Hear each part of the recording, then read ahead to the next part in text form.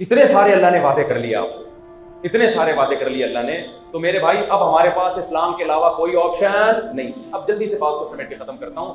اب ایک بڑا مسئلہ ہماری سوسائٹی میں یہ کھڑا ہوتا ہے کہ ٹھیک ہے جی ہم سب نے اسلام کو فالو کرنا ہے، لیکن کون سا والا اسلام؟ فلاں کہہ رہا ہے یہ مولوی سارے بنجن بیچ رہے ہیں، ان کا اسلام غلط ہے، میرا والا اسلام کیا ہے؟ ٹھیک ہے۔ فلاں کہہ رہا ہوتا ہے یہ اسلام غلط ہے، میں جو پیش کر رہا ہوں قرآن و سنت کی روشنی میں وہ کیا ہے؟ ٹھیک ہے۔ تو بجائے ان سب کے جوابات دینے کے نا، الٹا ان سے ایک سوال کرو۔ کیا کرنا ہے آپ نے؟ کہ ٹھیک ہے ہم جس اسلام کو ہم فالو کر رہے ہیں ہم اس کو چھوڑنے کے لیے تیار ہیں، کیونکہ اس پہ تم نے اتنے اعتراضات کر لیے ہیں، تو اب ہمیں تم پہ جو اعتراضات ہوتے ہیں نا ان کا جواب دے دو، تو ہم یہ والا اسلام کیا کر کے چھوڑ کے تمہارے والے اسلام کو کیا کریں گے؟ فالو کریں گے۔ وہ اعتراض یہ ہے کہ قرآن میں، حدیثوں میں جگہ جگہ یہ بات ہے کہ یہ امت گمراہی پہ کبھی بھی جمع نہیں ہو سکتی، ایک بات۔ دوسری بات، قرآن میں اللہ نے ارشاد فرمایا کہ پیغمبر صلی اللہ علیہ وسلم ان کو کتاب اللہ کی تعلیم دیں گے اور ان کا تزکیہ کریں گے۔ میں سمجھا پا رہا ہوں اپنی بات؟ حالانکہ قرآن عربی زبان میں نازل ہوا، لیکن پھر بھی صحابہ کو بتایا جا رہا ہے کہ تم خود سے پورا قرآن نہیں سمجھ سکتے، تمہیں کون سمجھائے گا؟ بولو نا، محمد صلی اللہ علیہ وسلم۔ حالانکہ قرآن کس کی زبان میں نازل ہوا؟ صحابہ کی۔ اب ایک بات مجھے آپ بتاؤ کہ جب صحابہ نبی سے سیکھے بغیر قرآن نہیں سمجھ سکتے تھے تو کیا تابعین براہ راست قرآن سمجھ سکتے تھے صحابہ سے سیکھے بغیر؟ ابے کیا ہو گیا میرے بھائی؟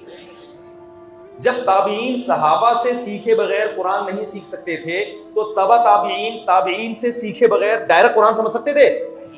اتنے بڑے بڑے لوگ ڈائریکٹ قرآن نہیں سمجھ سکتے تھے، ان کو ٹیچرز چاہیے تھے، اپنے سے پہلے والے لوگ۔ اچھا مجھے ایک بات بتاؤ، تبع تابعین نے تابعین سے سیکھا، کسی اور سے نہیں سیکھا، کیوں؟ اس لیے کہ تبع تابعین نے جن تابعین سے سیکھا ان کا سیکھا ہوا اس لیے معتبر تھا کہ انہوں نے صحابہ سے سیکھا، اور صحابہ کا سیکھا ہوا اس لیے معتبر تھا کہ انہوں نے پیغمبر سے سیکھا۔ آئی بات سمجھ میں؟ تو تبع تابعین کے شاگردوں نے تبع تابعین سے سیکھا، ڈائریکٹ نہیں سیکھ سکتے تھے، تبع کسی اور سے بھی نہیں، تبع تابعین سے، کیونکہ ان کا سیکھا ہوا معتبر ہے، کیونکہ انہوں نے کس سے سیکھا؟ تابعین سے۔ تو یہ سلسلہ تابعین، تبع تابعین، پھر تبع تابعین، پھر ان کے شاگرد، یہ صدیوں سے چلا آ رہا ہے۔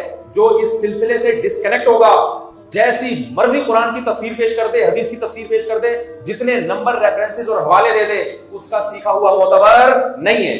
لہذا جتنے باطل لوگ ہیں نا جو آپ کو جمہور امت سے ہٹا رہے ہیں، ان سے یہ پوچھ لیا کرو کہ آپ جو یہ تفسیر پیش کر رہے ہو، یہ جو آپ قرآن سکھا رہے ہو، آپ کے ٹیچر کون ہیں؟ آپ نے کس سے سیکھا؟ اگر وہ کہے کہ میں کسی بابے شابے کو نہیں مانتا، میں کسی بزرگ کو نہیں مانتا، تو اس کا مطلب کہ تم صحابہ پہ الزام لگا رہے ہو کہ وہ تو قرآن پیغمبر کے بغیر اور تابعین صحابہ کے بغیر نہیں سمجھ سکتے تھے، یہ کوئی مریخ سے نئی مخلوق آئی ہے جو ڈائریکٹ سمجھے گی قرآن۔ میرا خیال ہے آپ ہی کے سمجھ میں نہیں آ رہا تو باطل فرقوں کی کام ہو جائے گا۔ تو سب سے پہلا کوئی بھی جب بندہ اٹھ کے آیا کرے نا، اس سے بولو بھائی اپنے ٹیچر کا نام بتاؤ، تم نے کس سے پڑھا ہے؟ اگر وہ یہیں پہ آؤٹ ہو جاتا ہے تو جتنے مرضی دلائل لے رہا ہو، اس کی بات سننے کی بولو نہیں، یہ ہو نہیں سکتا کہ خود سے سیکھا ہو۔ اگر وہ اپنے ٹیچر کا نام بتا دیتا ہے تو آپ کہیں یہ ٹیچر کا سے سیکھنا معتبر بھی ہے یا نہیں ہے، اس کے لیے ضروری ہے کہ اس کے ٹیچر کا نام بتاؤ، ورنہ تو کسی سے بھی سیکھ لو آپ۔ ایک آدمی کہتا ہے میں نے میڈیکل سائنس کتابوں سے نہیں، باقاعدہ ٹیچر نے پڑھائی ہے، کون ہے ٹیچر؟ کو کسی قصائی کے بارے میں بتا رہے میں نے اس سے پڑھی ہے میڈیکل سائنس، مان لو گے؟ ٹیچر تو ہے مگر وہ معتبر ٹیچر نہیں ہے۔ تو وہ کہے میں نے فلاں سے سیکھا ہے۔ اچھا فلاں نے کس سے سیکھا ہے؟ یہ 2-4 سلسلوں کے بعد جا کے پنچر ہو جاتے ہیں لوگ، کیونکہ نئے نئے فرقے، جماعت المسلمین والے یہ کہا کرتے تھے، بڑے مناظرے ہوتے تھے ہمارے ان سے، اب مارکیٹ سے شارٹ ہو گئے، اللہ کا بڑا فضل۔